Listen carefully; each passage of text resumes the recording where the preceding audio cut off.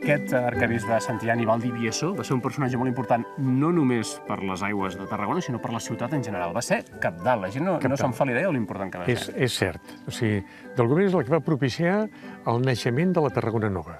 Pensem que abans tenia una ciutat que estava deprimida per la falta de recursos hidràulics, bàsicament, i ell, amb una visió urbanística, de fet se'l coneix com el bisbe urbanístic, va potenciar, va creure i va apostar per la nova Tarragona.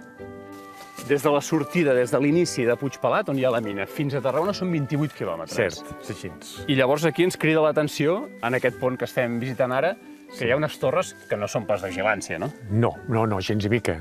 O sigui, això és la reconstrucció d'un traçat ja romà, d'una instal·lació romana, amb la qual ja originalment disposaven d'elements de distinció, elements, diguem, de significació. Aquesta, bàsicament, és provocar ventilació. Perquè respira l'aigua. I llavors provocar, o sigui, evitar l'eutrofització, que es diu. Hi ha altres elements, com poden ser uns canvis de sentit, o les arquetes d'entrada amb el registre, o sigui que d'alguna manera això permet situar aquesta instal·lació dins del territori. Una mena de GPS, però fet fa molts anys. Sí, com a 2.000 anys. I ara som ja a la segona parada, al municipi dels Pallaresos, i ara accedirem a la mina, anem cap avall. Sí, anem cap avall. Quants metres hem de baixar? Uns 9 metres, i allà veureu passar l'aigua de la mina.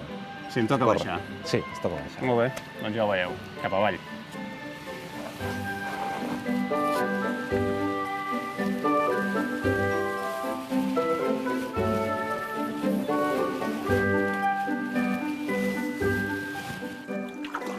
I ara estem caminant en el sentit de l'aigua, que una gota d'aigua em deies que des que surt fins que arriba a Tarragona, quan triga? Unes 9 hores. O sigui, 9 hores de trajecte. Sí, 9 hores de trajecte, així és. Va haver-hi un moment, al final de 1780, una cosa així, que hi havia uns 7.000 habitants a Tarragona, per tant, bàsicament bevien del que era aquesta mina de l'Arquebisbe. Sí, era suficient. Ara el percentatge, per descomptat, és molt més baix, però continua aportant aigua a aquesta zona. Sí, aquesta mina actualment aporta 250.000 metres cúbics l'any d'aigua dels 10 milions anuals a Tarragona. Aleshores, és un 2,5%, que és molt. Us la presento. Aquesta pedra és la tosca i m'expliques que és bàsica per poder deixar clar el manteniment que s'hi fa aquí. Sí, la presència d'arrels i amb les característiques de l'aigua, que conté molta calç, es va acumulant aquestes arrels atrapant aquesta calç, es va depositant i això es pot provocar taps. Aleshores, el que hem de fer, el manteniment és important perquè hem d'anar desfent aquesta tosca, que és una pedra molt dura, per fer que l'aigua arribi a aigües avall, que no es creïn taps. És aigua dura, aleshores té els continguts de sals de calci, carbonat càlcic. Aquest carbonat càlcic el que fa és fer una làmina de protecció a la mateixa mina i evita que l'aigua surti fora, es perdi. I aquesta és una imatge de l'Arquebisbat a l'esquerra i de la catedral a la dreta. L'Arquebisbat, que era molt i molt important aquí a Tarragona. Ho ha estat sempre a la història, eh? Sí, és així. I ara on som, en aquest lloc? Ara amb el Turó de l'Oliva. Aquí els romans van fer-ne arribar l'aigua. La reconstrucció de l'Arquebisbat era per poder fer arribar l'aigua cap al palau. O sigui, van haver d'anar des d'aquí fins allà a portar-hi l'aigua i van dir com ho farem, amb un aquaducte. I vas fer-ne un aquaducte de 72 anys. O sigui, un senyor aquaducte. Un senyor aquaducte que encara allà, a sota les veles, aquelles del Camp de Mart, encara es pot veure alguna part d'aquest aquaducte. Exacte. I aquestes canonades són les que porten l'aigua directament des de la mina de l'Arquebisbe. Efectivament. Aquest espai es va aprofitar-hi per construir el dipòsit de l'Oliva. Ara gairebé podrem fer un spa aquí, perquè sembla un lloc de relax i d'aigües termals. Bueno, l'aigua relaxa, evidentment, però per nosaltres no tenim molt de temps per anar-nos pas.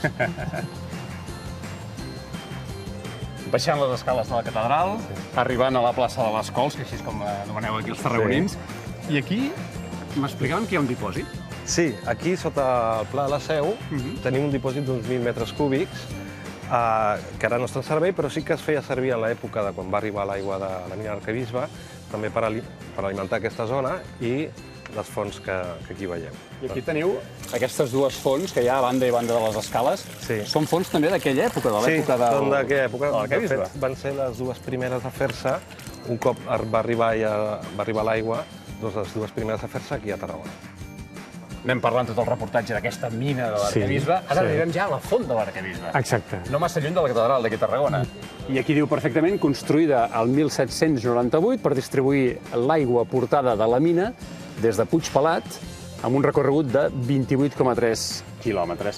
I això està fet per un escultor també important. Sí, d'aquí de la ciutat, Bruno Gallard, que va participar-hi amb les obres de la Sagrada Família i diferents construccions emblemàtiques a Tarragona. Molt bé, doncs hem fet ja tot el recorregut. Exacte. Ara, el que sí, ens permeteu invitar-vos a prendre aigua de la mina.